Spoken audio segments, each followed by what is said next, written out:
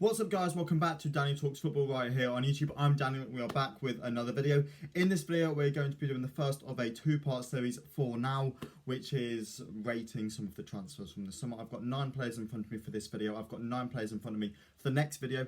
No idea when that's going to go out, but it will go out at some point. These are obviously all the transfers that have been completed up to this point. There will be more when more transfers have been completed. But we will start off with the free transfer of İlkay Gündoğan from Manchester City to Barcelona. Obviously, the German midfielder won the Champions League with Man City last season. He won everything with Man City. He won the Premier League and FA Cup as well. And he has now decided, as he's entering his mid-30s, that it's time for him to get a move from Man City and it's time for him to try a new environment, and that new environment is Barcelona. I think this is an excellent move. We all know Barcelona don't have much money. They've just spent a lot of money to sign Vitor Roque in January, who is a very, very good Brazilian striker, and the fact that you're going to have Roque versus Endrick in El Clasico is a massive, massive draw for La Liga. But Gündoğan is going to be a really good signing for Barcelona. I think this is a good signing. I think this is probably one of the best on this list, to be honest. I think he will fit in really, really well there. Does he possibly limit the game time of people like Pedri and Gavi? Yes. But there's rumours of Frank Kessie possibly moving on from the football club. And also somebody like Gavi, somebody like Pedri, who are still, even teenagers. I think Pedri might now be 20. But these lads are young lads, and they don't need to be playing week in, week out at all.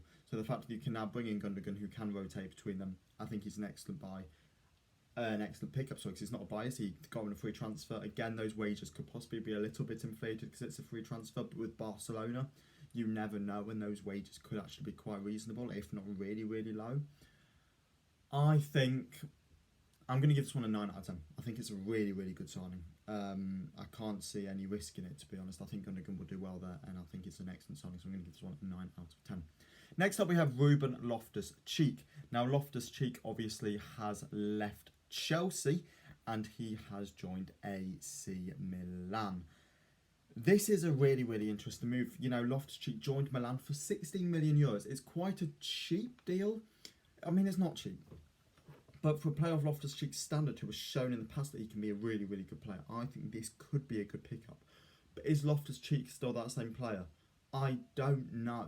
I'm not sure if this is going to work. Obviously, you look at Milan. They've signed English players in the past. Obviously, they've currently got Tomori as well. I think this is a decent pickup. I don't think it's anywhere near the levels of Gündoğan. 16 million euros, it's not a bad fee for a player who's in their mid to late. I think is he 26, 27? He's not that old. I think it's a decent pickup. I'll give this one a 6.5 out of 10. As I say, it's not excellent, but I think it is a decent signing. Next up, we have Christian Pulisic. Now, where is Pulisic? I do just need to find him. Pulisic is a really, really good pickup. Again, a second Chelsea player who has gone to AC Milan. I think this isn't a great... It's a tough one with all these Chelsea exports, because Chelsea was such a bad side last year, and nobody will debate the fact that they were so poor. However, even though they were really, really poor, you can't really judge that on the players, because all the players were bad. So are these players still good players, or has it changed them? You won't know. It's the same what people are saying with people like Havertz and Mount, that you just can't judge last season. Pulisic had a poor season. He was injured an awful lot, and he had a poor season for Chelsea. He has been injured a lot for the time he's there, and it has not been a move that's worked out. Obviously, we all remember him joining from Dortmund, I want to say, for around 50 million, and it's just not been a move that's sort of taken off for either him or Chelsea. I think him getting a move is a good idea. It's not too expensive. I'll give this one I'll give this one a 5 out of 10 actually. No, I'll give it a 5.5 out of 10. Go on, 5.5 out of 10. Next up, we have Kovacic. Kovacic has gone, again, another Chelsea export, 3 in a row here. Kovacic has gone from Chelsea to Manchester City. This is a really strange one, and I don't think I'm the only person that's looking at this move kind of thinking, why have they done this? You know, what are the intentions behind this move? Because it puzzles me. It really, really does. I don't see where Kovacic fits into that Chelsea side, really. That Chelsea side, that Man City side, sorry. You know, joining for 29.1 million euros. It's a fairly cheapish deal, and I know Man City have lost a midfielder in Gundogan, but you won't imagine that Kovacic is that big one when they were in for people like Declan Rice, and they were also in for Jude Bellingham. You can't imagine Kovacic is that key midfielder to go in there. Is it just going to be a rotation option? If so, I don't think it's a bad pickup. But if they're actually planning on using him consistently, I really don't think it's a good signing. I'll give it a 6.5 out of... I'll give it a 7 out of 10. It's Pep Guardiola. You do have to trust what Pep does. Kovacic is still at a decent age. He's shown he can be class in the past. Yeah, I'll give it a 7 out of 10 just because of that Pep factor, and you do trust Pep with signings. He doesn't usually get it wrong. So yeah, I'll give Kovacic a 7 out of 10. I'm not sure where he fits in that City side, but for that kind of fee, you can expect him to be a rotation option. Maybe, and at that price, I think he's a decent rotation option. So yeah, I'll give it a 7 out of 10. Next up, we have Lucas Hernandez. Now, this is a really, really weird transfer for me. Lucas Hernandez has left Bayern Munich to go to PSG for 45 million euros. Now, he's been hated by the PSG fans ever since he's gone there. Apparently, him and his dad were both Marseille fans, or maybe his dad was a Marseille fan. I think his dad may have played for Marseille as well, don't quote me on that. Either way, people aren't happy. The PSG fans are not happy. Obviously, we all know about the rivalry between PSG and Marseille, and the PSG fans are not happy at the signing. He was loved at Bayern, and I don't think this will be a move that works out. I also don't really know where he plays. Lucas Hernandez is one of those players, and you find this quite a lot with sort of left-footed defenders, that they can play at left back and they can play at centre back, and they don't really have a defined position. I'm trying to think if there's anybody else out there who kind of fits this at the moment. Somebody like, you've seen it with Nathan Ake in the past. You know, is he a left back? Is he a centre back? It's a tough one for sort of, and I don't know what Lucas Hernandez is, and I think a lot of people are still struggling. Has he been signed to be a centre back, or has he been signed to be a left back? You just don't know. I'm going to give this one a 5 out of 10. I've never rated Lucas Hernandez. He's one who kind of screams Alvaro Morata to me, in the sense that big clubs will just spend money on him, and I don't really see how he gets these moves. I don't think he's an excellent player. I think he's quite overrated, in all honesty. His brother Tio is by far the better player. Yeah, I'll give this one a 5 out of 10. Next up, we've got James Maddison. James Maddison obviously left my football club, Leicester City, to go to Tottenham Hotspur for £40 million.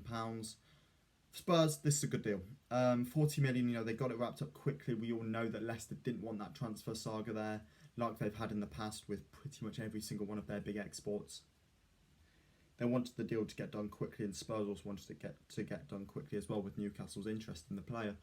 And they did get it done. 40 million. It's a good price. It's a really good price. James Maddison is an England international. He's a Premier League proven player.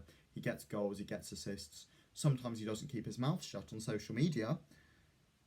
We won't find where he matters. But I think he's a good player. I think this is a really good signing for Spurs. I will give this one an 8 out of 10, I think he will do well under Postecoglou. I don't know what system Postecoglou wants to play. That's the only issue. But either way, I think he will do well. I'll give this one an 8 out of 10. Next up, we have Nicholas Jackson, who has joined Chelsea from Villarreal for around 37 million, I want to say. Either way, it's a very, very expensive deal. I'm not sure if I'm going to be able to find it on here. Yeah, 37 million euros. This is poor. I really don't see this. He scored, 12 goals in La Liga last year. Yes, he had a high conversion rate, but he's 22. It's not like this guy's an 18, 19-year-old. He's 22. Give it a year, and people are already sort of seeing him as a fully fledged footballer. I don't think he's that good at all. If he's going to come in to be a rotation option at striker, then fair enough. But Chelsea do need to bring in a main striker still, and Nicholas Jackson will not be that guy. If he has been brought in to be that guy, it's a really poor signing from Poch and Bowley. However, I'll give them the benefit of the doubt. I presume that they are going to bring in a top striker, somebody like a David or an Osimhen. And I'll give this deal a 5 out of 10 actually. No, I'll give it a 5 out of 10. Just because I really don't rate him as a player. I don't think he's good at all. Next up, we have Szoboszlai, who has joined Liverpool from RB Leipzig for 70 million. Excellent signing this. We all knew that Liverpool needed strength in that midfield area and possibly need to even more with people like Henderson, Thiago and Fabinho all possibly leaving the football club this summer. They needed strength and they signed McAllister and they've now got Szoboszlai. They're going to be bringing in another midfielder on top as well, which is a needed addition. I think Szoboszlai is an excellent signing. I think he will gel into that team. I think he will do really well. I think Klopp will turn him into a beast. I'm going to give this one a 9 out of 10. I think they acted quickly on the deal. They had to get the release clause done. And I think he's going to be a top signing. And then last but not least, it's a man we've already spoken about on the channel. Declan Rice has joined Arsenal for 105 million. For me, it's such a hard one to rate because it's a lot of money, but I don't see any possibility of Declan Rice flopping. I can't see him flopping, full stop.